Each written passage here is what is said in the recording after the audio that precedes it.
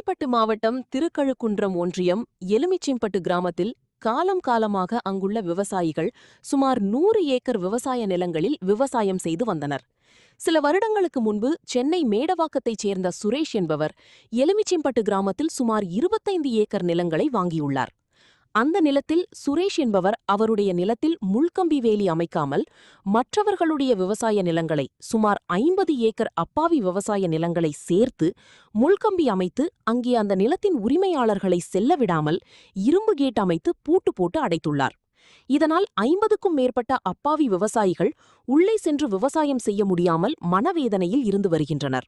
மேலும் அந்த கிராமத்தில் உள்ள விவசாயிகள் சொந்த நிலத்திற்கு சென்றால் சுரேஷ் அவருடைய அடியாட்களை தூண்டிவிட்டு உள்ளே வரக்கூடாது, மீறினால் கொலை செய்து விடுவோம் என்று சுரேஷ் அடியாட்கள் மிரட்டுவது போன்ற செயல்களில் அராஜகம் செய்து வருகின்றனர். இது குறித்து பலமுறை பொதுமக்கள் மற்றும் விவசாயிகள் மாவட்ட ஆட்சியர் மற்றும் கிராம நிர்வாக அலுவலர் புகார் அளித்துள்ள நிலையில் கிராம நிர்வாக அலுவலர் புவனேஸ்வரி மற்றும் அவருடன் தாசில்தார் ஆரை உள்ளிட்டோர்கள் இதனை கண்டுகொள்ளவில்லை. ஆனூர் பஞ்சாயத்திற்கு உட்பட்ட எலுமிச்சம்பட்டு கிராமத்தில் விவசாயிகளுடைய கோடிக்கணக்கான சொத்தை கிராம நிர்வாக அலுவலர் மற்றும் வருவாய்த்துறை அதிகாரிகளை கையில் வைத்துக் கொண்டு சுரேஷ் என்பவர் இங்கே மொத்தமாக 100 ஏக்கர் நிலங்களை முள்வேலி அமைத்து நிலம் உரிமையாளர்களிடம் மிரட்டி அடிமாட்டு விலைக்கு நிலத்தை கொடுத்துவிட்டு செல்லுங்கள், இல்லையென்றால் யாரும் உள்ள செல்லவிட மாட்டேன், அதிகாரிகள் என் பக்கம் உள்ளார்கள் என்று தொடர்ந்து விவசாயிகளுக்கு சுரேஷின் தூண்டுதலின் பேரில் கொலை மிரட்டல் கொடுத்து வருகின்றனர்.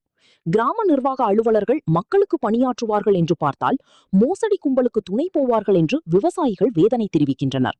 உடனடியாக இதனை வேடிக்கை பார்க்கும் அதிகாரிகள் மீது நடவடிக்கை மேற்கொள்ள வேண்டும். மேலும் எலுமிச்சம்பட்டு கிராம நிர்வாக அலுவலர் புவனேஸ்வரி என்பவரை பணியிடம் மாற்றம் செய்ய வேண்டும். அப்பாவி நிலங்களை அபகரிக்க நினைக்கும் மேடவாக்கம் சுரேஷ் என்பவர் மீது அதிகாரிகள் நடவடிக்கை மேற்கொண்டு ஈரி கால்வாய் அரசு புறம்போக்கு நிலம் மற்றும் கோவில் நிலங்களை அனைத்தையும் மீட்டு தரவும், மேலும் அங்கு சட்டவிரோதமாக அமைத்த முள்வேலிகளை அகற்ற வேண்டும் என்று கிராம மக்கள் கோரிக்கை வைத்துள்ளனர். உடனே தீர்வு கிடைக்கவில்லை என்றால் சாலை மறியல் போராட்டம் நடத்தப்போவதாக அந்த கிராமத்தில் உள்ள விவசாயிகள் தெரிவித்துள்ளனர்.